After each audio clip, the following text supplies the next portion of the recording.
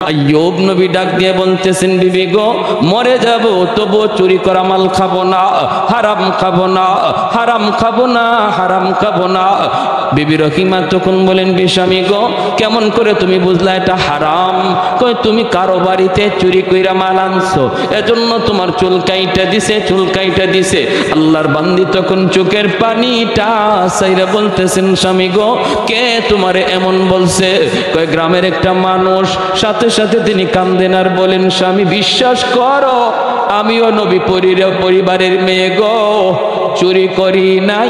আমার বাপ দাদা কেউ চোর ছিল না, কেউ চুরি করতে শিখায় না। আমার ঘটনা হলো এমন, ইহুদি মহিলা আমাকে দিতে চায় না, বাধ্য হইয়া আমি চুলটা দিছি। এইবার আল্লাহর নবী তিনি বুঝে ফেলছেন এটা ইবলিস ছিল, ইবলিস। এখন তিনি কসম তো করে ফেলছেন, কসম তো করে ফেলছেন। আল্লাহ পাক জিব্রাইল আমিনকে পাঠাইছে, জিব্রাইল আমার নবী তো কসম করে ফেলছে চুল কাটা দেখলে 100টা বেত্রাঘাত করবে, কসমটা তো পুরা করা দরকার।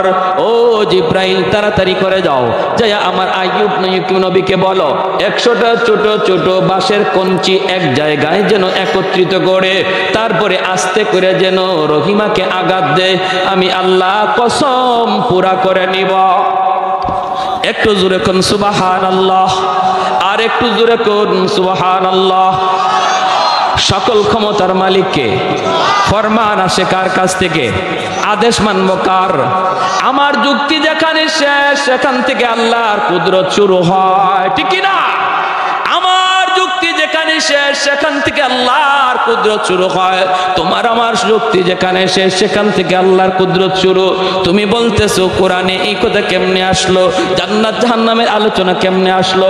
উলামায়ে কেরামের কথার মাঝখানে কেউ কোনোদিন পণ্ডিতি করবা না, কারণ উলামায়ে কেরাম নিজের থেকে কিছু বলে না, যা বলে আল্লাহর কথা বলে, যা বলে নবীর কথা বলে। অতএব উলামায়ে কেরামের কথার সাথে পণ্ডিতি করতে চাইলে তোমাকেও কোরআন হাদিসের পণ্ডিত হওয়া লাগবে। ইঞ্জিনিয়ারের সাথে আমরা দ্বন্দ্বে যাই না, তোমরা কেন দ্বন্দ্বে আসো? ডাক্তারের সাথে আমরা দ্বন্দ্বে যাই না, ডাক্তার তুমি কেন আমাদের সাথে দ্বন্দ্বে আসো? মেজরের সাথে আমরা দ্বন্দ্বে যাই না, তুমি কেন আমাদের সাথে দ্বন্দ্বে আসো? যে যেই বিভাগের পণ্ডিত সেই বিভাগ নিয়ে পণ্ডিতি করো, ভিন্ন বিভাগে যাওয়ার চেষ্টা করবা না, কারণ এদেশের মানুষের মাথার মুকুট হলো উলামায়ে কেরাম।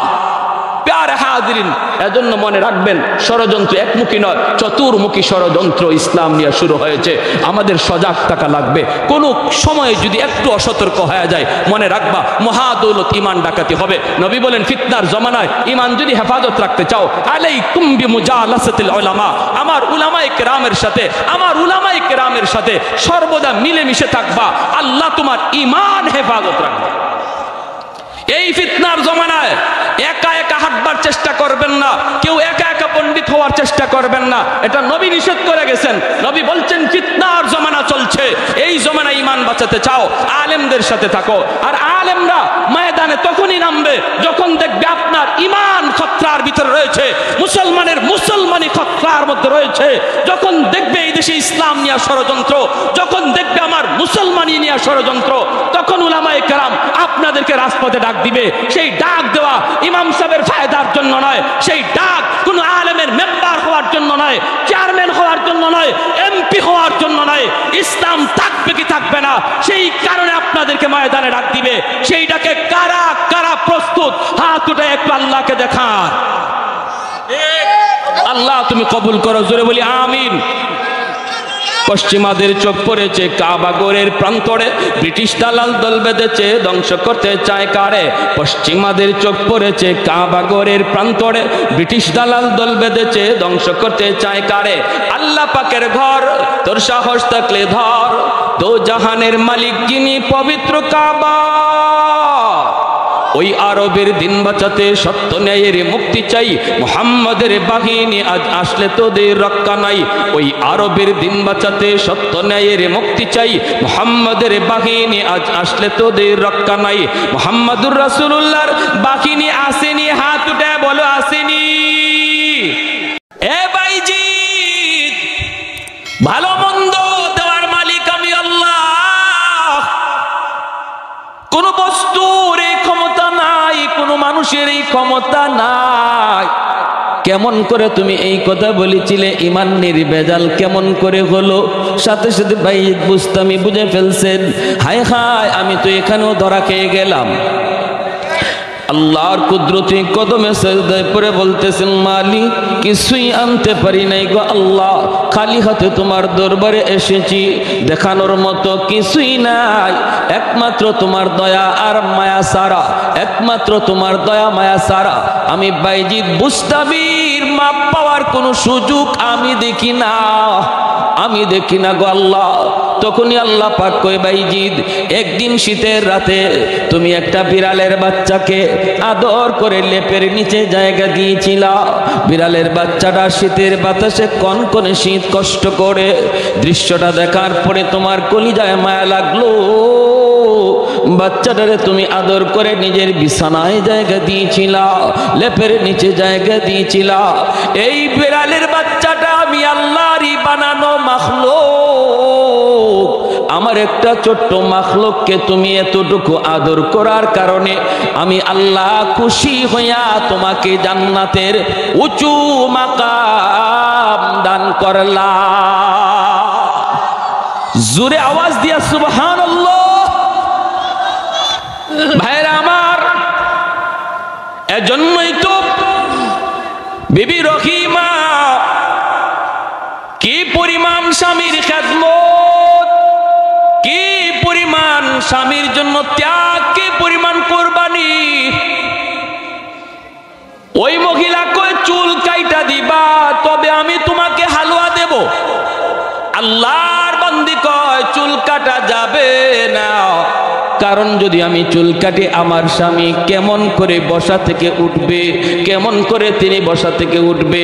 ইহুদি মহিলা কই এত কিছু বুঝি না, যদি আমার কাছ থেকে হালুয়া নিতে হয় চুল দেওয়া লাগবে। তিনি বাধ্য হয়ে গেলেন চুল দেওয়ার জন্য, সাথে সাথে একটু চুল কাইটা দিয়া দিল। স্বামীর কারণে নিজের চুলটা তিনি কিছু দিয়া দিলেন কাইটা। শয়তান কিন্তু সুযোগ পাওয়া গেছে, শয়তান পিছনে লাইগা আছে কেমন করে স্বামী স্ত্রীর ভিতরে একটা ভুল বুঝাবুঝি সৃষ্টি করাইতে পারে।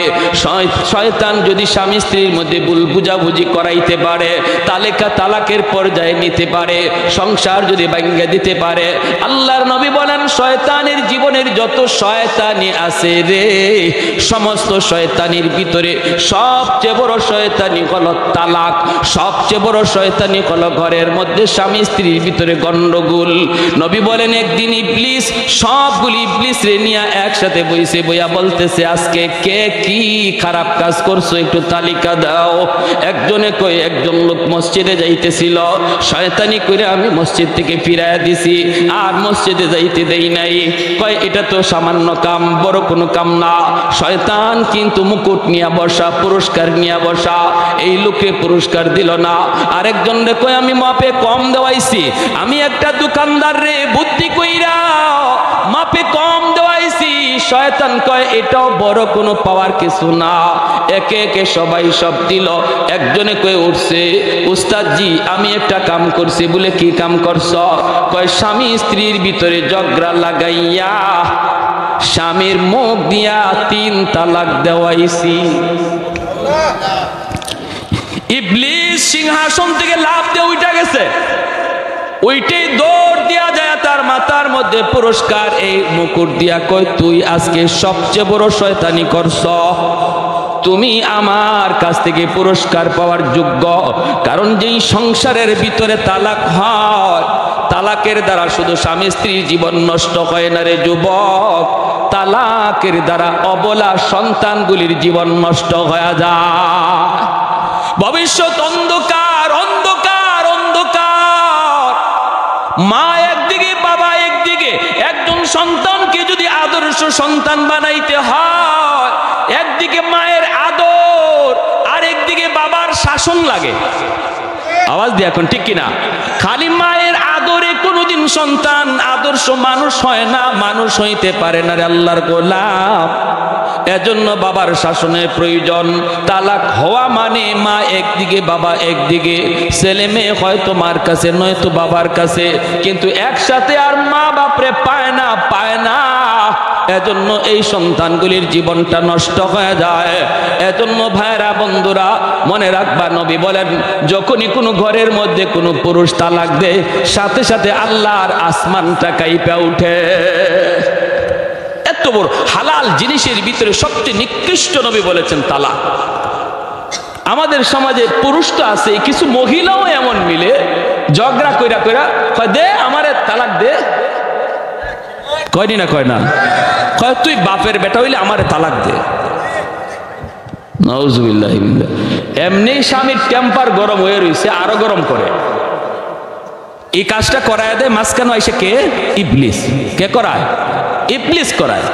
আর হেও গুসার ছুটে তালাক 3টা না দেয়া 14 গোষ্ঠী সহ তালাক দেয়। তোরে তালাক, তোর মারে তালাক, তোর দাদিরে তালাক, তোর 14 গোষ্ঠী তালাক। 3 তালাকের বাহিরে তালাক দিলে মনে রাখবা একসাথে 3 তালাক দেওয়া কবিরা গুনাহ। যদিও তালাক হয়ে যাবে কিন্তু যে দিল এর খবর আছে, আল্লাহর কাছে ফিটা আছে। একসাথে 3 তালাক দেওয়ার কোনো বৈধতা নাই। তালাক দেওয়ার সিস্টেম হলো প্রতি মাসে একটা।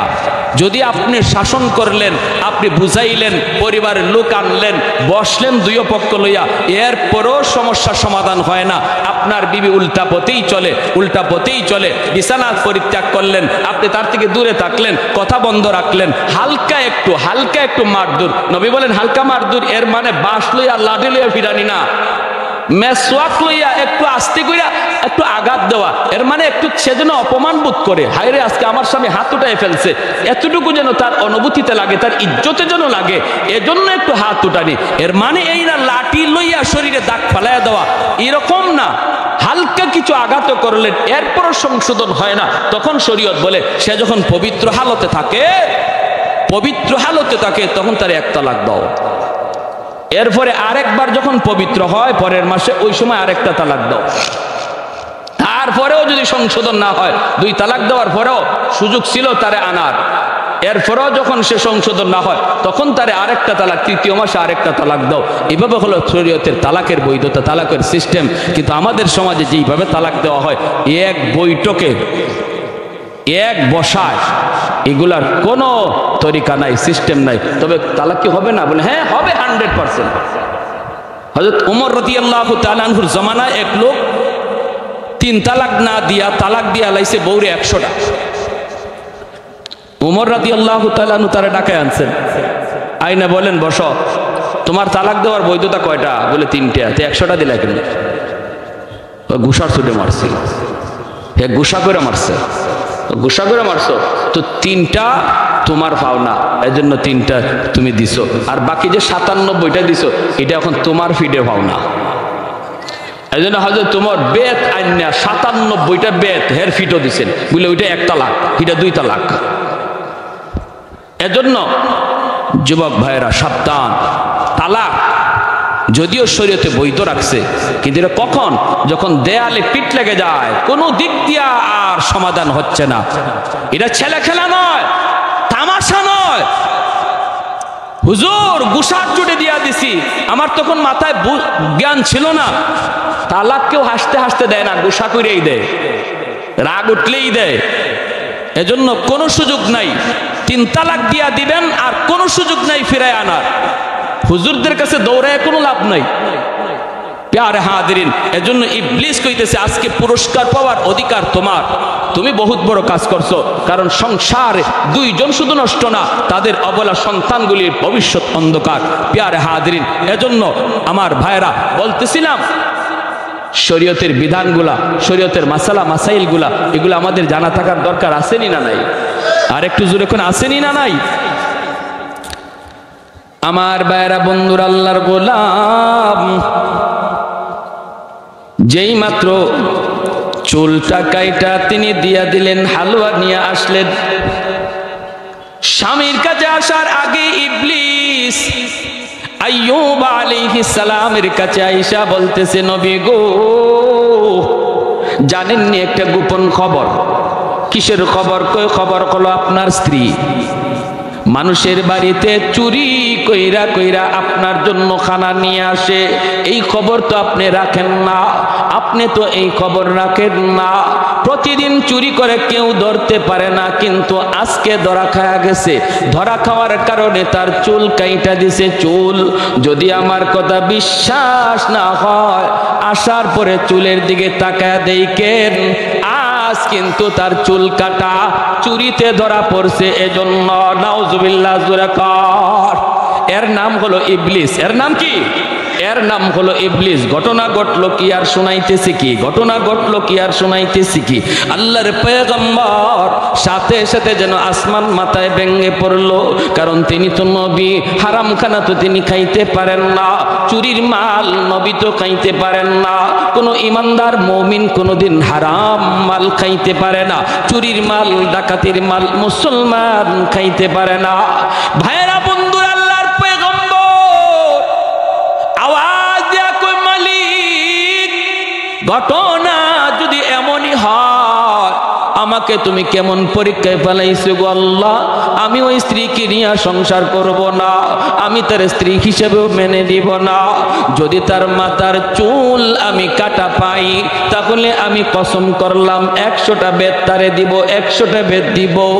আল্লাহর পয়গম্বর আইয়ুব আলাইহিস সালাম তিনি অপেক্ষায় বসা আছেন, বিবি আসবেন, তারপরে তিনি দেখবেন মাথার চুল কাটা নাকি।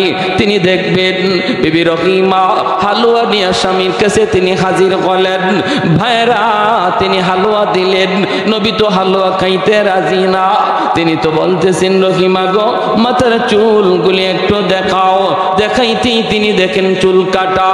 আল্লাহর নবীর কলিজার মধ্যে যেন রক্তক্ষরণ হয়ে যায়। হায় রে, আমি কি শুনলাম? যা শুনলাম তা তো বাস্তব। সাথে সাথে তিনি বলেন, রহিমা গো, ও রহিমা, তুমি না একজন নবী পরিবারের মেয়ে, তুমি না নবী পরিবারের মেয়ে গো, কেমন করে তুমি এমন কাম করলা? আমি তো চুরির মাল চাই না, ডাকাতির মাল চাই না, আমি না খায়া মরতে রাজি, তবু হারাম খানা খাইতে রাজি না।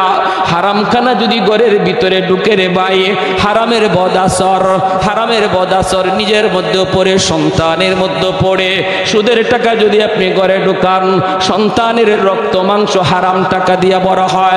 এই সন্তান বড় হওয়ার পরে কোনোদিন নামাজি হয় না, আলেমদের পক্ষে কথা বলে না, ইসলামের পক্ষে কথা বলবে না, বাপ মার সাথে ভালো আচরণ করবে না, বাপ মার সাথে বেয়াদবি করবে, বাবার সাথে বেয়াদবি করবে, বাবার গায়ে হাত উঠাইতে পারে, কারণ তার শরীরে রক্ত মাংস তুমি বাবা হারাম টাকা দিয়া বড় করছ।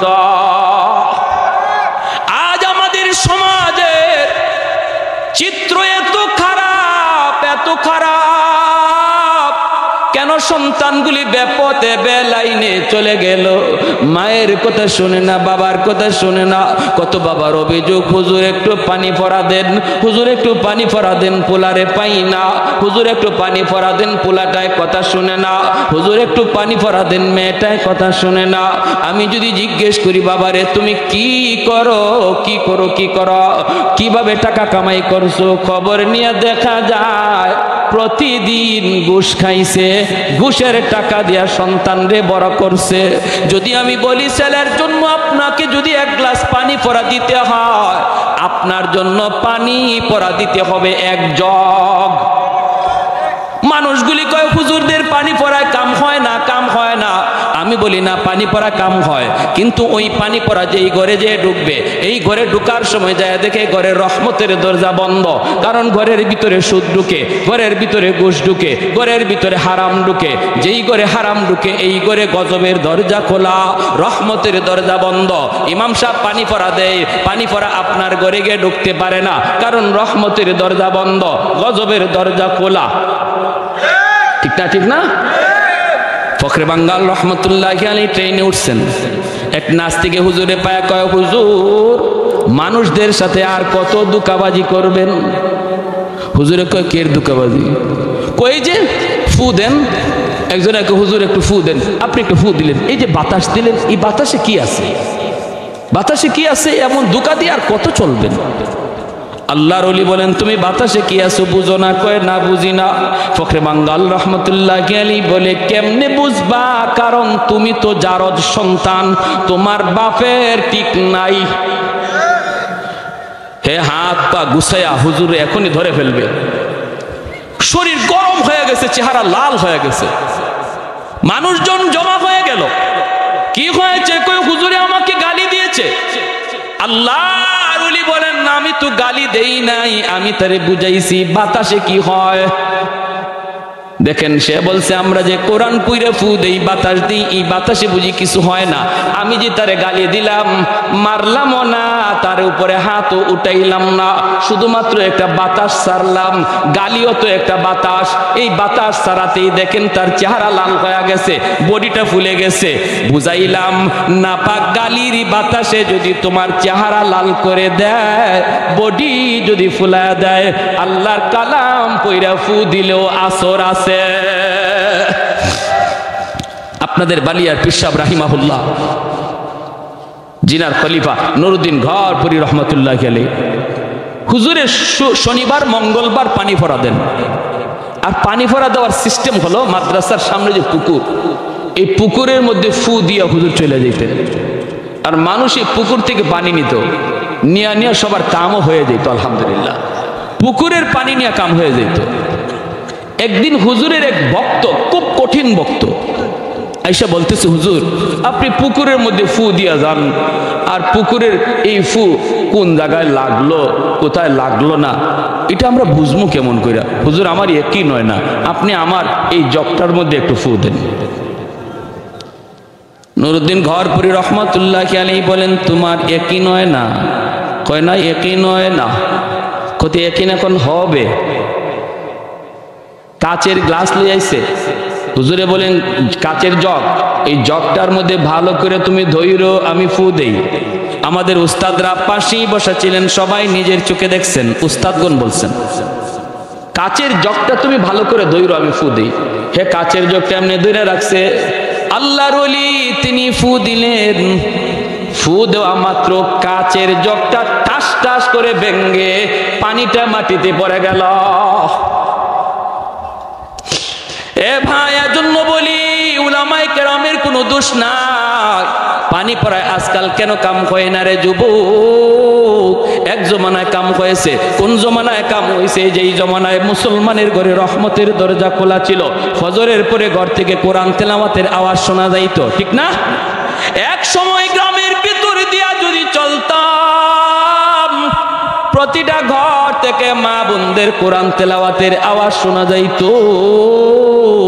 কিন্তু এখন গ্রামের ভিতর দিয়ে হাঁটলে মনে হয় ফজরের পরে সব মরে গেছে। রাতের বেলা চুরি করা যতটা সহজ, ফজরের পরে মনে হয় এর চেয়ে আরো বেশি সহজ, ঠিক না? কোনো খবর নাই, কোনো খবর নাই। তাহলে হুজুরের পানি পড়া ডুববো কোন দিক দিয়া? হুজুরের এই কোরআন পইরা ফু দিব, এই তাবিজ পড়া ডুববো কোন দিক দিয়া? এজন্য বলতেছি হারাম ঘরে ঢুকানো বন্ধ করো, হারাম ঘরে বাজানো বন্ধ করো। মুসলমানের ঘরে এখন গান চলে, খেলাধুলার আয়োজন চলে, অথচ সপ্তাহে সপ্তাহ চলে যায়, কোরআন তিলাওয়াতের আওয়াজ হয় না, ঠিক কিনা? মাসকে মাস চলে যায়, কোরআন তেলাওয়াতের আওয়াজ হয় না, হয় না রে আল্লাহর গোলাম। আইয়ুব নবী ডাক দিয়ে বলতেছেন, বিবি গো মরে যাব তবু চুরি করা মাল খাবো না, হারাম খাবো না, হারাম খাবো না, হারাম খাবো না।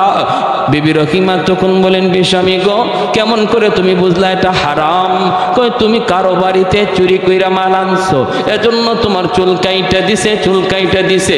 আল্লাহর বান্দি তখন চোখের পানিটা সাইরা বলতেছেন, স্বামী গো কে তোমারে এমন বলছে? কয় গ্রামের একটা মানুষ। সাথে সাথে তিনি কান্দেন আর বলেন, স্বামী বিশ্বাস করো আমিও নবী পরিবারের মেয়ে গো, চুরি করি নাই, আমার বাপ দাদা কেউ চোর ছিল না, কেউ চুরি করতে শিখায় না। আমার ঘটনা হলো এমন, ইহুদি মহিলা আমাকে দিতে চায় না, বাদ বাধ্য হইয়া আমি চুলটা দিছি। এইবার আল্লাহর নবী তিনি বুঝে ফেলছেন এটা ইবলিস ছিল, ইবলিস।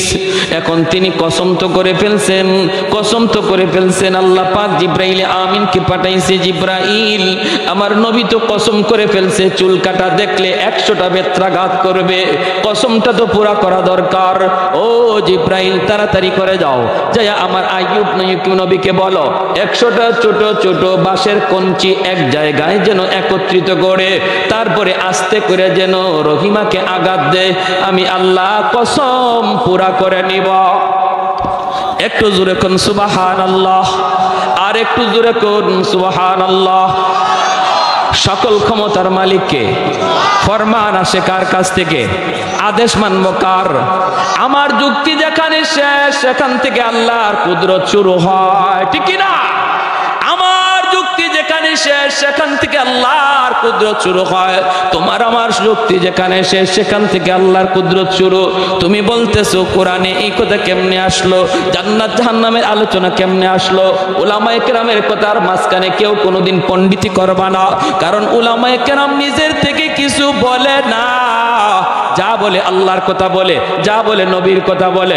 অতএব উলামায়ে কেরামের কথার সাথে পণ্ডিতি করতে চাইলে তোমাকেও কোরআন হাদিসের পণ্ডিত হওয়া লাগবে। ইঞ্জিনিয়ারের সাথে আমরা দ্বন্দ্বে যাই না, তোমরা কেন দ্বন্দ্বে আসো? ডাক্তারের সাথে আমরা দ্বন্দ্বে যাই না, ডাক্তার তুমি কেন আমাদের সাথে দ্বন্দ্বে আসো? মেজরের সাথে আমরা দ্বন্দ্বে যাই না, তুমি কেন আমাদের সাথে দ্বন্দ্বে আসো? যে যেই বিভাগের পণ্ডিত সেই বিভাগ নিয়ে পণ্ডিতি করো, ভিন্ন বিভাগে যাওয়ার চেষ্টা করবা না, কারণ এদেশের মানুষের মাথার মুকুট হলো উলামায়ে কেরাম। প্যারে হাজিরিন, এজন্য মনে রাখবেন ষড়যন্ত্র একমুখী নয়, চতুর্মুখী ষড়যন্ত্র ইসলাম নিয়ে শুরু হয়েছে।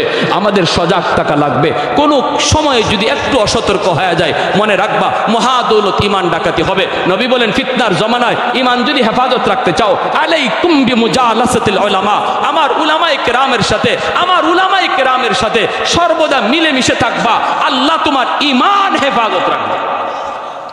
এই ফিতনার জমানায় একা একা হাঁটবার চেষ্টা করবেন না, কেউ একা একা পণ্ডিত হওয়ার চেষ্টা করবেন না, এটা নবী নিষেধ করে গেছেন।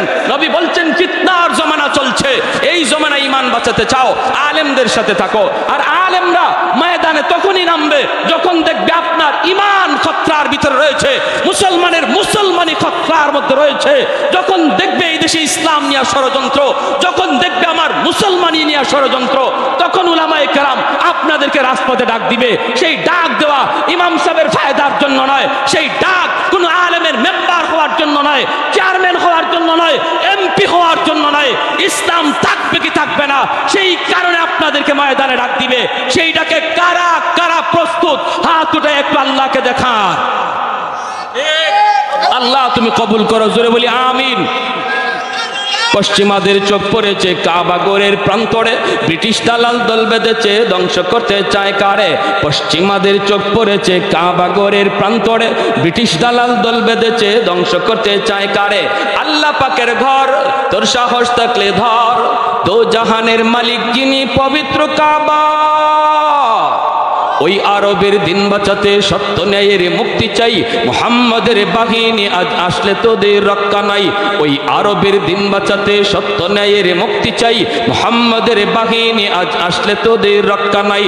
মুহাম্মাদুর রাসূলুল্লাহর বাহিনী আসেনি, হাত উঠে বলো আসেনি, আর একটু জোরে আসেনি। একটু দাঁড়াও, জেগে ওঠো ওহে মুসলমান, আর কতদিন দিন ইসলামের সইবে অপমান। রক্ত দিয়ে পবিত্র ওই মক্কা মদিনা, সেই জমিনে সিনেমা হল চলতে পারে না। সবাই একমত? মক্কা মদিনা মুসলমানের কলিজার জমিন, ঠিক না? আজকে ওই আরবের জমিনে সিনেমা হল উদ্বোধন হয়, যাত্রার উদ্বোধন হয়, দাওয়াত ও তাবলীগের কাজ বন্ধ করা হয়, জিকিরের আওয়াজ বন্ধ করা হয়, আজান নিষিদ্ধ করার পায়তারা করা হয়, ইহুদিদের কালচার চলে। অতএব আরবের জমিন নিয়ে যদি মুসলমান তোমার আমার বেঁচে থাকে কোনো লাভ নাই, ঠিক কিনা? একটু দাঁড়াও, জেগে ওঠো ওহে মুসলমান, আর কতদিন দিন ইসলামের সইবে অপমান। রক্ত দিয়ে পবিত্র ওই মক্কা মদিনা, সেই জমিনে সিনেমা হল চলতে পারে না। নূর মক্কার ইসলাম তার তাকলো কি আর দাম, বন্দিশালায় তাকে যদি কাবার ইমাম, ঠিক কিনা? ওই আরবের দিন বাঁচাতে সত্য ন্যায়ের মুক্তি চাই, মুহাম্মাদের বাহিনী আজ আসলে তোদের রক্ষা নাই। ওই আরবের দিন বাঁচাতে সত্য ন্যায়ের মুক্তি চাই, মুহাম্মাদের বাহিনী আজ আসলে তোদের রক্ষা নাই। পশ্চিমাদের চোখ পড়েছে কাবা ঘরের প্রান্তরে, ব্রিটিশ দালাল দল বেঁধেছে ধ্বংস করতে চায় কারে? আল্লাহ পাকের ঘর তোর সাহস থাকলে ধর, দো জাহানের মালিক যিনি পবিত্র কাবা। ওই আরবের দিন বাঁচাতে সত্য ন্যায়ের মুক্তি চাই, মুহাম্মাদের বাহিনী আজ আসলে তোদের রক্ষা নাই। এই বিনোদের চরের যুবকদের হাত উঠে একটু দেখাও, মুহাম্মাদুর রাসূলুল্লাহর বাহিনী আসেনি, আরো জোরে আসেনি। আল্লাহ তুমি কবুল করো, জোরে বলি আমিন। সবাই সজাগ আছেন তো ইনশাল্লাহ? সবাই সজাগ আছেন তো? শেষ পর্যন্ত পরীক্ষাটা কইকে থামছে, ইচ্ছা আছে সবার শোনার? আল্লাহ প্রত্যেককে আমলের নিয়তে শোনার তৌফিক দাও, সবাই বলি আমিন, আরো জোরে বলি আমিন। যখনই তিনি কঞ্চি 100টা কঞ্চি হাতে লই আস্তে করে আঘাত করলেন, আল্লাহ আসমান থেকে জানাই দিয়েছে, নবী আমি তোমার কসমের কাফারা কবুল করেছি, জোরে কোন সুবহানাল্লাহ। ভাইয়েরা আমার, এরপরেই বিবি রহিমা গেছেন খানা আনার জন্য। ওই দিন খানা আইনা যখন তিনি মুখের ভিতরে ঢুকাইতে যাইয়া, জিব্বাটা ঢুকাইতে যাইয়া ওনার জিব্বার মধ্যে একটা পোকায় কামড় মারছে। আর ওই পোকার কামড়টায় যন্ত্রণা সইতে না পাইরা আল্লাহর বান্দি চিৎকার দিয়া জমিনে পড়ে গেছেন আর কাঁদতেছেন, বলতেছেন স্বামী গো, একটা পোকার কামড় আমি সইতে পারলাম না, আজ 13টা বৎসর যাবত তুমি কেমন করে এতগুলি পোকার কামড় সইতেছ? আজ 13টা বৎসর যাবত কেমন করে এতগুলি পোকার কামড় সইতেছ? স্বামী গো, একটা পোকার কামড় সইতে পারলাম না, একটু আল্লাহর কাছে দোয়া করো না, আল্লাহ যেন তোমার সুস্থ করে দেয়। সাথে সাথে আল্লাহর পয়গম্বর তিনি কান্দেন আর বলেন, রহিমা, ও রহিমা, তুমি এটা কেমন প্রস্তাব দিয়েছো? আমি আল্লাহর কাছে কেমন করে সুস্থতার কথা বলবো? 70 বছর আল্লাহ আমাকে সুস্থ রেখেছেন, ঘাম বিচি পর্যন্ত আমার শরীরে উঠে নাই। আল্লাহ যদি আমাকে বলে, আইয়ুব 70 বছর আমি আল্লাহ তোমাকে সুস্থতার নিয়ামত দিয়েছি, মাত্র 13টা বছর তুমি অসুস্থ, এখনো তো 70 বছর হলো না, এখনই বুঝি তুমি অধৈর্য হয়ে গেছো, এখনো তো বরাবর হলো না, সুস্থতার সাথে অসুস্থতার বয়স তো বরাবর হলো না। যদি আল্লাহ আমাকে এমন কথা বলে গো রহিমা, কি জবাব দিব? না না, আমি এমন প্রস্তাব আমি আল্লাহর কাছে করতে পারি না। যদি তোমার কষ্ট হয়, আমি তোমাকে মুক্তি দিলাম, তুমি চলে যাও, আমাকে ফেলে তুমি চলে যাও। আমার 4 জন বিবি ছিল, 3 জন তো মারা গেছে। ওই দিন যদি তুমি ওদের সাথে ঘুমাইতা, তুমিও তো মারা যাইতা। অতএব বিবি গো, এমন কথা আমাকে বলবা না, লাগলে তুমি চলে যাও। বিবি রহিমার সাথে সাথে স্বামীর জড়ায় ধরে কাঁদতে শুরু করলেন, না গো স্বামী, আমি যাওয়ার জন্য বলি নাই, আমার ভুল হয়ে গেছে, আমাকে মাফ করে দাও, আমাকে মাফ করে দাও। এ ভাই, আমি আপনি কিন্তু নবীর মতো বলবো না রে ভাই। আমার আপনার বলার তরিকা কি হবে শুনবেন। আমার আপনার বলার তরিকা ইমাম গাজ্জালি রহমাতুল্লাহি আলাইহি বলেছেন, তিনি বলেছেন আল্লাহর কাছে বলবো, মালিক সুস্থতাও তোমার দেওয়া নেয়ামত, অসুস্থতাও তোমার দেওয়া নেয়ামত। অসুস্থতার দ্বারা তুমি মুমিনের গুনাহ মাফ করো, তার মাকাম মর্যাদা তুমি বাড়ায় দাও। কিন্তু মালিক, আমার ঈমান বড় দুর্বল, আমার ঈমান বড় দুর্বল, আমাকে অসুস্থতার নিয়ামত তুমি দিও না। আল্লাহ আমাকে সুস্থতার নিয়ামত তুমি দান করো, জোরে কোন সুবহানাল্লাহ। এইভাবে আমরা আল্লাহর কাছে দোয়া চাইব। কিন্তু আইয়ুব নবী, তিনি তো নবী, তিনি তো পয়গম্বর, তিনি তো বুঝতেছেন তার উপরে পরীক্ষা। ভাইরা বন্ধুরা, এরপরে আল্লাহ পাক রব্বুল আলামিন জিব্রাইল আমিনকে পাঠালেন। 18টা বৎসর চলে গেল, অসুস্থ অবস্থায় 18টা বৎসর চলে গেল। আল্লাহ এইবার বলেন, জিব্রাইল, আমার পয়গম্বর আইয়ুবের কাছে তুমি যাও। জিব্রাইল আমিন এসে তিনি সালাম দিলেন, আসসালামু আলাইকুম ইয়া নবী আল্লাহ। আইয়ুব আলাইহিস সালাম সালামের জবাব দিতে তিনি একটু দেরি করলেন। এমনি জিব্রাইল বলতেছে, নবী গো, আপনি যদি সালামের জবাব দিতে দেরি করেন আপনার উম্মত করবে কি? কারণ সালাম দেওয়া সুন্নত, সালামের জবাব দেওয়া ওয়াজিব। সালাম দেওয়া সুন্নত, জবাব দেওয়া ওয়াজিব। সালাম না দিলে গুনাহ হয় না, কিন্তু জবাব না দিলে গুনাহ হয়, গুনাহ হয়, কবিরা গুনাহ হয়। সালাম যেমন দিবেন জবাব তারে শোনায়া দেওয়া লাগবে। মনে মনে জবাব দিল জবাব হয় না। আর আমাদের সমাজে কিছু মানুষ আছে জবাব তো দেই না, বরং কয় না কয় আপনি দিয়েছেন সালাম আসসালামু আলাইকুম ওয়া রাহমাতুল্লাহ, নেতা কয় এই ধরনের যারা কয়া জবাব দিতেছেন আল্লাহর কাছে কি পরিমাণ ধরা খাইতেছেন বুঝে আসবে যেদিন আল্লাহ ধরবে। সাবধান, কবিরা গুনাহ হয়, কবিরা গুনাহ। শুধু মুখে মুখে না, শোনায়া জবাব দেওয়া, ওয়া আলাইকুমুস সালাম ওয়া রাহমাতুল্লাহ, ঠিক না? সালামের সহি তরিকা আসসালামু আলাইকুম ওয়া রাহমাতুল্লাহ। আমাদের সমাজে বিভিন্ন ধরনের সালামের স্টাইল। একটা আছে রাজনৈতিক সালাম, সালাম আলাইকুম, আছে সালাম আলাইকুম।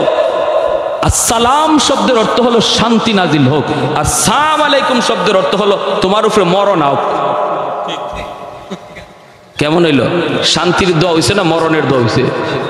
হ্যাঁ, এজন্য কেউ যদি সালাম আলাইকুম কয় আপনি গিয়ে ধরবেন, ধরে কবেন তুই আমারে মরার দোয়া করলে কেন?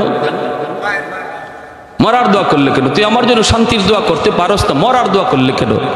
সাবধান। এজন্য সালাম শুদ্ধ করে দিব, আর জবাব তারে শোনায়া দিব, জবাব তারে শোনায়া দিব। সালাম পাওয়ার সর্বপ্রথম হকদার হলো বাপ মা। আমাদের সমাজে আমরা আছি যারা সালাম কম বেশি করি, কিন্তু বাপ মারে সালাম করে এমন সন্তান খুব কম। অথচ সালাম পাওয়ার সবচেয়ে বড় হকদার হলো মা বাবা। একটা শান্তির দোয়া, আল্লাহ তোমার উপরে শান্তি নাজিল করুক। আমার বাবার জন্য আমি দোয়াটা করলাম না, মার জন্য এই দোয়াটা করলাম না, এটা বাবার হক নষ্ট করলাম, মার হক নষ্ট করলাম। প্যারে হাজিরিন, এজন্য যেই সন্তান বাবাকে সালাম দেয় এই সন্তান আর বাপের মধ্যে আল্লাহ দিল থেকে মহব্বত বাড়ায়া দেয়। স্বামী স্ত্রীর ভিতরে যখন সালাম কালাম হয়, স্বামী স্ত্রীর ভিতরে মহব্বত আল্লাহ বাড়ায়া দেয়। আমার মা বোনেরা যারা শুনতেছেন, যারা মনে করেন ঘরে শান্তি কম, সালামের আমলটা চালু করেন। কবিরাজ লাগবে না, পানি ফোড়াও লাগবে না, শুধু একটা আমল দিয়া গেলাম, স্বামীরে বেশি বেশি সালাম দেন, অটোমেটিক তার মন আপনার দিকে আল্লাহ ঝুঁকায় দিবে, দিলের ভিতরে মহব্বত ঢুকে যাবে। যেই পুরুষ লোক ঘরে সালাম দিয়া ঢুকে, এই ঘরের প্রতিটা মানুষের মধ্যে মহব্বত আল্লাহ তৈরি করে দেয়। জিনবুতের আসর থাকে না এই ঘরে, যেই ঘরে সালামের আমল হয়। আমরা কত জায়গায় দৌড়তেছি আর কত বাটপারের কাছে ধরা খাইতেছি। হ্যাঁ, হাজার হাজার টাকা খরচ হইতেছে, যদি বাটপারে লাগাল পায় জিন ছাড়াবে। আপনার জিন ছাড়ানোর তরিকা আপনারই শিখাই দিলাম। আপনি খালি ঘরে সালাম দিয়ে ঢুকেন, জিনের 14 গোষ্ঠী ভাগবো, কেউ ঘরে থাকবে না।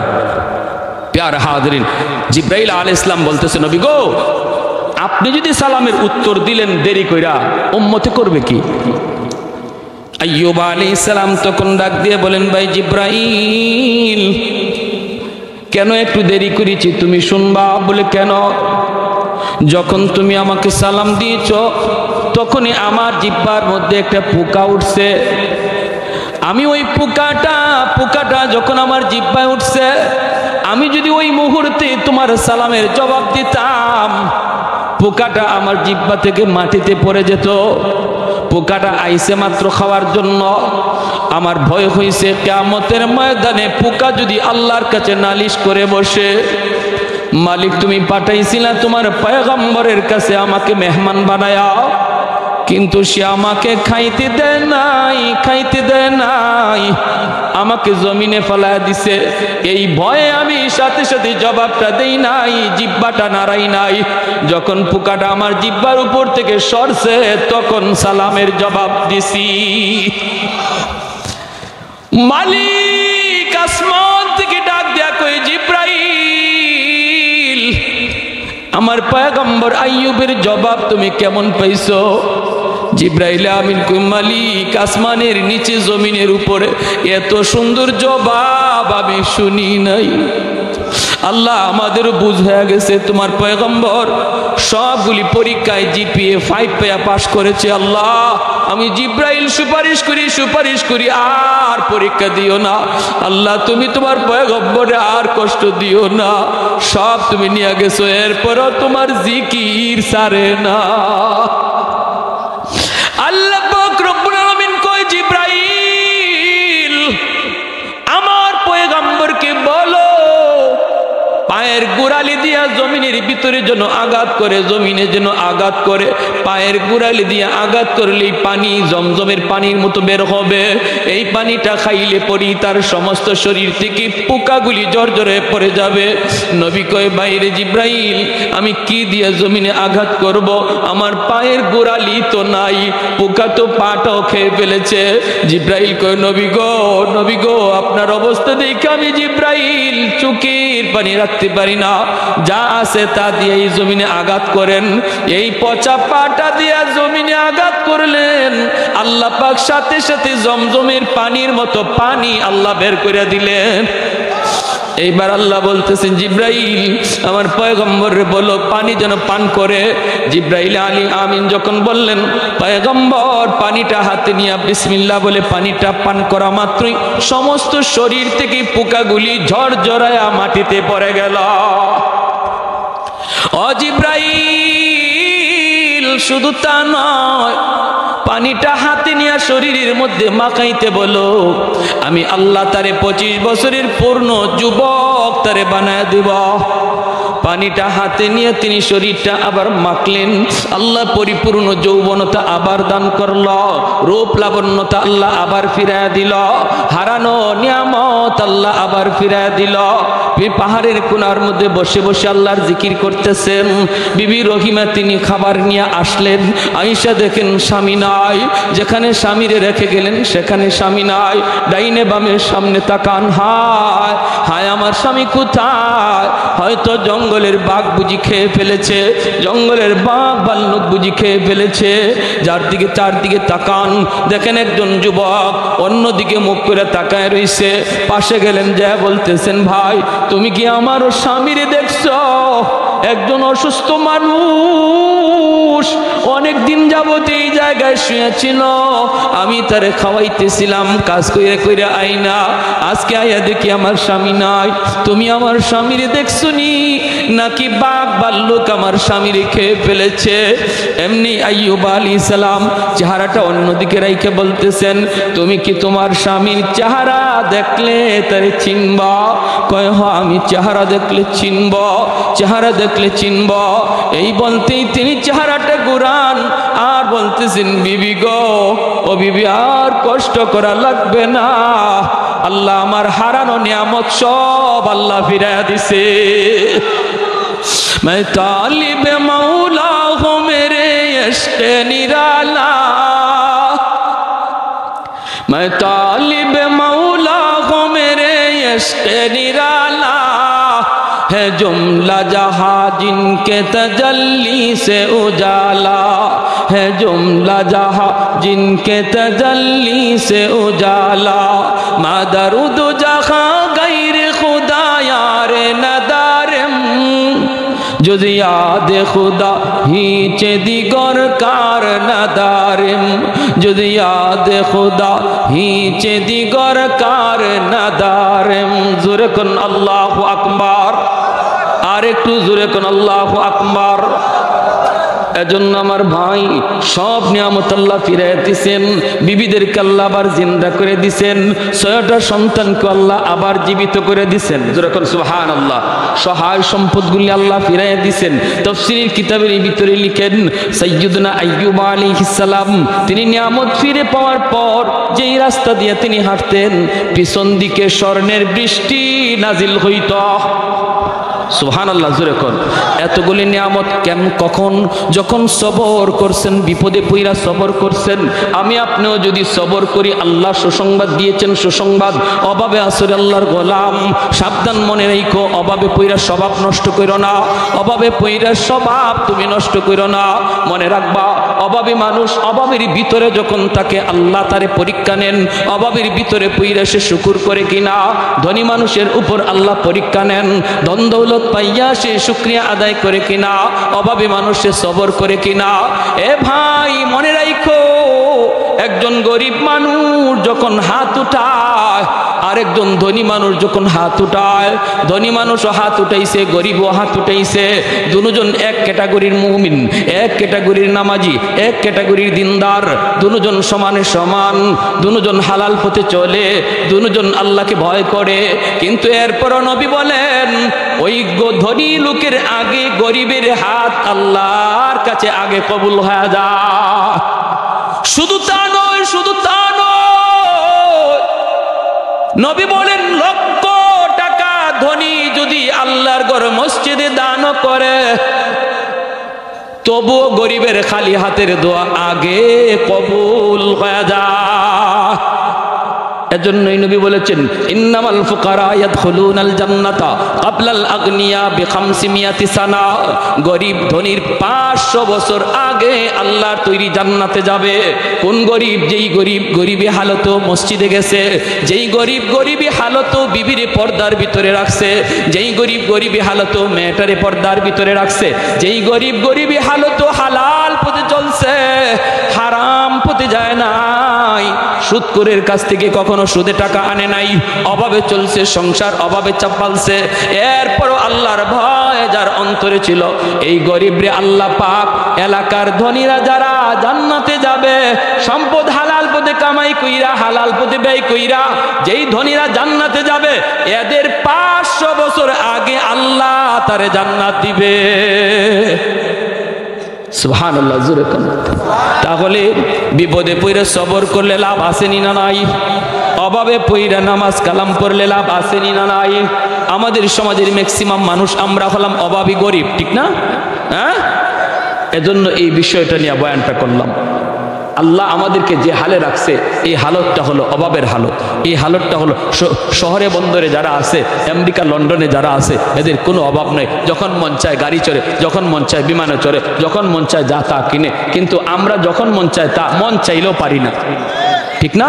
মন চাইলেও পারি না। এজন্য আল্লাহ বলে বান্দারে ধন দৌলত তো আমিই দেই, এক শ্রেণীরে দিছি, তোমারে দিছি না, এটা আমিই করছি। এরপরও তুমি যখন আমার এই সিদ্ধান্তের উপরে তুমি সবর করছো, আল্লাহ আমি তোমার সিদ্ধান্ত মাইনা নিলাম, দুনিয়াতে আমার গরিব বানাইছো, আল্লাহ মাইনা নিছি, মানসি বিদায়ী তো তোমার ইবাদত বন্দেগী করি, মানসি বিদায়ী তো তোমার কদমে সেজদা দেই। আল্লাহকে বান্দা দেখ আমি আল্লাহ কত বড় মুনসিফ, আমার ইনসাফ দেখ। দুনিয়াতে ধনী আরাম করছে, তোর থেকে 60-70 বছরে হায়াত পাইছিল এই ধনী, 60 বছর সে আরামের দিক দিয়ে তোমার চেয়ে আগে ছিল, 60-70 বছর আরাম করছে তোমার থেকে বেশি। আর আখিরাতের ময়দানে আরামের ব্যবস্থায় আমি আল্লাহ তার চেয়ে তোমারে 60 বছর আগে না 500 বছর আগে দিব। জোরে কর না সুবহানাল্লাহ। 60 বছর বেশি না, দুনিয়াতে 60 বছর বেশি পাইছে, হে আরাম করছে তোমার চেয়ে, আর আখিরাতের লাইনে আমি তোমাকে 500 বছর বেশি দিব। সুবহানাল্লাহ। তাহলে আমরা যে হালে আল্লাহ রাখছি, এই হালতে সবর করতে রাজি আছি কারা কারা? একটু হাতটা আল্লাহকে দেখান। আল্লাহ তুমি প্রতিটা হাতকে কবুল করো। কেউ আমরা নিরাশ না হই, কেউ আমরা মুখ দিয়া কোনোদিন কুফরি কালাম বের করবো না, এমন কথা বলবো না আল্লাহ বুঝি আমারই পাইলো, শুধু আমারই খালি দেখলো, বিপদ দিয়ে আমারে সারে না, আমি নামাজ কালাম পড়ি, আমার কি দোষ? এই ধরনের কথা না, সর্বদা আল্লাহর উপরে কর। আর ইমাম গাজ্জালির মতো দোয়া কর, আল্লাহ ও আল্লাহ আমার ইমান দুর্বল, আল্লাহ তুমি আমারে কঠিন বিপদে ফেলায়ও না, আমি কঠিন পরীক্ষা পারবো না, আল্লাহ আমার ইমান দুর্বল, আল্লাহ তুমি আমারে সহজ করে দাও। এই দোয়াটা করলে আল্লাহ খুশি হয়, আল্লাহ বিপদ দূরও করে, আল্লাহ খুশিও হয়। আল্লাহ আমাদের সবাইকে, বিশেষ করে এই যুবকগুলিকে আল্লাহ পাক ইসলামের পথে চলার, আল্লাহর বন্দেগী সঠিকভাবে করার এবং বিবি বাচ্চারে পর্দার ভিতরে রাইখা হালাল পথে পালবার তৌফিক আল্লাহ সবাইকে দান করুন। সবাই কোন আমিন। ওয়া আখির দাওয়ানা আনিল হামদুলিল্লাহি রাব্বিল আলামিন। আলা মুহাম্মাদিন ওয়া আলা আলি মুহাম্মাদ কামা বারাকতা আলা ইব্রাহিম ওয়া আলা আলি ইব্রাহিম ইন্নাকা হামিদুম মাজিদ। আলহামদুলিল্লাহ। الحمد لله الذي هدانا لهذا وما كنا لنهتدي لولا أن هدانا الله لقد جاءت رسل ربنا بالحق ربنا ظلمنا أنفسنا وإن لم تغفر لنا وترحمنا لنكونن من الخاسرين رب ارحمهما كما ربياني صغيرا রব্বিরহামহুমা কামা রব্বায়ানা সগীরা ইয়া আরহামার রাহিমিন ইয়া আকরামাল আকরামিন ইয়া রাহিমাল মাসাকিন আসআলুকা মাসআলাতাল মিসকিন। আয় আল্লাহ, তোমার দরবারে হাত দুইটা বাড়াইলাম। আয় আল্লাহ, কুদরতি নজরে মায়ার নজরে তাকে দেখো। গভীর রাত পর্যন্ত তোমার বান্দারা আয় আল্লাহ বসে বসে তোমার কথা, তোমার হাবিবের কথা, তোমার নবী আম্বিয়া কেরামের কথা মনোযোগ দিয়ে শুনতেছে গো মালিক। আল্লাহ, আমলখানা যদি পছন্দনীয় হয় এর উসিলায় আমাদের জীবনের সব গুনাহ খাতা মাফ ফরমাও। ও মালিক, জানি না গো মালিক আমাদের কার হায়াত কতদিন দুনিয়ায় বাকি আছে। কত যুবক ঘুমায় আর ঘুম থেকে উঠে না, কত বাবা ঘর থেকে বের হয়ে যায় আর সন্তানের কাছে ফিরে না। আল্লাহ, কত যুবক মার কাছ থেকে বিদায় নিয়ে বের হয় আর ঘরে আসে না। আল্লাহ, আমাদেরকে বেনামাজি বানায়া তুমি কবরে নিও না। চোখের সামনে কত বন্ধু কবরে গেল, চোখের সামনে খেলাধুলার সাথী কবরে শুয়ে রইল। আল্লাহ, যাদের হাসি মুখের চেহারাটা এখনো চোখের সামনে ভাসে, ও মালিক, যারা একদিন এই রাস্তা দিয়া ঘুরতো, এই মসজিদে নামাজ পড়তো, তারা আজ কোথায় গেল, কোথায় রইল তুমি ছাড়া কেউ জানে না। হে আল্লাহ, আমরা খাঁটি দিলে তওবা করলাম, আমাদের তওবাকে কবুল আর মঞ্জুর ফরমাও। আর নাফরমানি করবো না, আর জীবনে নামাজ ছাড়বো না, বাপ মার সাথে বেয়াদবি করবো না, মানুষের হক নষ্ট করবো না। আল্লাহ, মেহেরবানি করে আমাদের তওবাকে কবুল আর মঞ্জুর ফরমাও। ও মালিক, জানি না গো মালিক, কার জানি আমার মতো দুঃখিনী মা দুনিয়ায় নাই। যার মা নাই সে জানে মা কত বড় নিয়ামত, যার বাবা নাই সে জানে বাবা কত বড় দৌলত। যে মা একাধারে 10 মাস 10 দিন পেটে রাখল, মার পেটে দেইকা কলিজায় লাথি মারছি, মা খানা বন্ধ কইরা উঠে গেল, চোখ দিয়া পানি জোরে বাবা যায় জিজ্ঞেস করে কি হইছে, খানা খাইবা না? মা তখনও কয় না তোমার সন্তান আমার কলিজায় লাথি মারছে। ও মালিক, কত রাত মা না ঘুমাইয়া এই ঘর ওই ঘরে হাইটা হাইটা রাত কাটাইলো। আমি দুনিয়া আসলাম, প্রস্রাব করে বিছানা ভিজায় দিছি, মা ভিজা বিছানায় শুইয়া আমাকে বুকে রাইখা সারা রাত কাটায় দিল। আমি ঘর থেকে রাগ করে বের হয়ে গেছি, সবাই ঘুমায়া পড়লো, দুঃখিনী মা ঘুমায় না।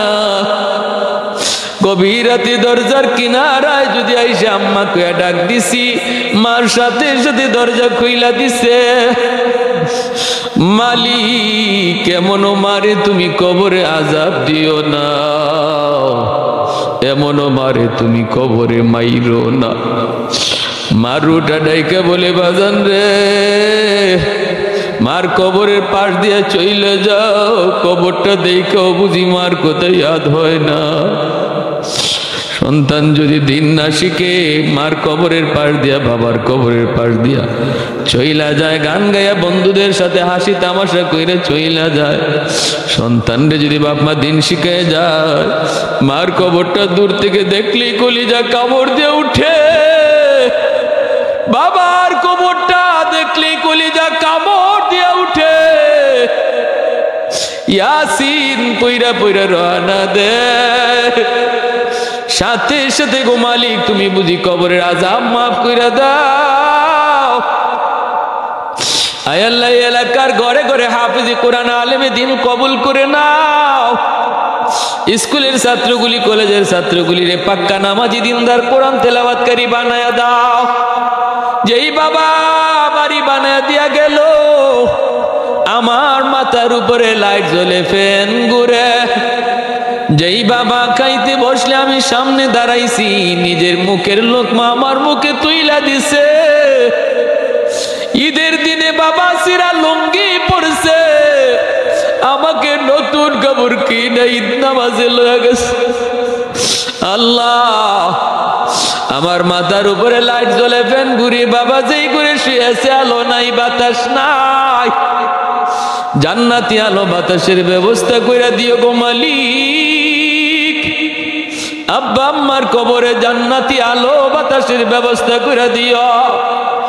এই যুবকগুলি জানি না কার মা নাই, কার বাবা নাই, কার দাদা নাই, কার দাদি নাই, কার জানি আদরের বড় ভাইটা নাই।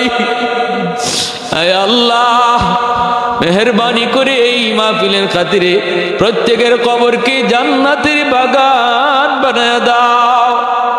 আল্লাহ, এলাকার সকল মুর্দেগান যেখানে কবরে শহীদ, আল্লাহ প্রত্যেকের কবরে এই মাহফিলের খবর তুমি পৌঁছায় দাও।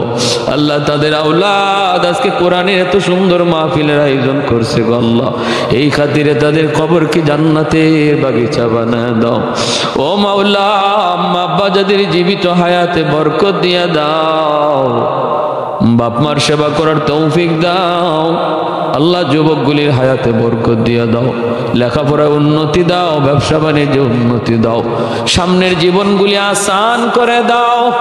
ও মাওলা, মরণ পর্যন্ত কোরআনের খাদেম বানায় রাখো, সমাজের ভালো ভালো কাজগুলি তাদের দ্বারা করায় নাও। আয় আল্লাহ, সর্বদা উলামায়ে কেরামকে দিল থেকে মহব্বত করার তৌফিক দাও। আল্লাহ, আমাদের এলাকার সমস্ত মানুষ সবাইকে আলেমদের সাথে মিলে মিশে থাকার তৌফিক দাও। মাওলায়ে করিম, ফিতনা ফাসাদ দূর করে দাও, হিংসা বিদ্বেষ অন্তর থেকে দূর করে দাও। ভাইয়ে ভাইয়ে মহব্বত, এলাকার মানুষের ভিতরে মিল মহব্বত তুমি বাড়ায় দাও। আল্লাহ, প্রতিটা ঘরের মধ্যে শান্তি নাজিল করো, স্বামী স্ত্রীর মহব্বত বাড়ায় দাও। যেখানে অশান্তি আছে আল্লাহ তুমি শান্তি নাজিল করো। আল্লাহ, ছেলেগুলির মা ভক্ত, বাবা ভক্ত সন্তান বানাও, যুবকগুলির পাক্কা দিনদার নামাজি বানায় দাও। অসুস্থ যারা আছে আল্লাহ সুস্থ করে দাও, পেরেশানিতে যারা আছে পেরেশানি দূর করে দাও। আয় আল্লাহ, আমাদের দেশের উপরে শান্তি নাজিল করো, অশান্তি দূর করো। আল্লাহ, ফসলে বরকত দাও, প্রবাসীদেরকে আফত বিপদ থেকে হেফাজত করো। আয় আল্লাহ, ব্যবসায়ীদের ব্যবসায় তুমি বরকত দান করো। মাওলা, এই মাহফিলকে এলাকার জন্য নাজাতের উসিলা বানাও। সাল্লাল্লাহু তাআলা, আমার মা বোনদেরকে মাফ করে দাও। আল্লাহ, আমার মা বোনদেরকে তুমি জান্নাতি বানাও, মা বোনদেরকে পর্দা নিশিন কোরআন তেলাওয়াতকারিনী বানাও। যে মা বেশি বেশি কোরআন তেলাওয়াত করে, এই মার গর্ভ থেকে হাফেজে কোরআন জন্ম নেয়। আল্লাহ, প্রতিটা ঘরে ঘরে মা বোনদেরকে কোরআন তেলাওয়াতকারিনী বানায় দাও। সাল্লাল্লাহু তাআলা আলা খাইরি খালকিহি মুহাম্মদ ওয়া আলা আলিহি ওয়া আসহাবিহি আজমাইন। আমিন আমিন বিরহমাতিকা ইয়া আরহামার রাহিমিন।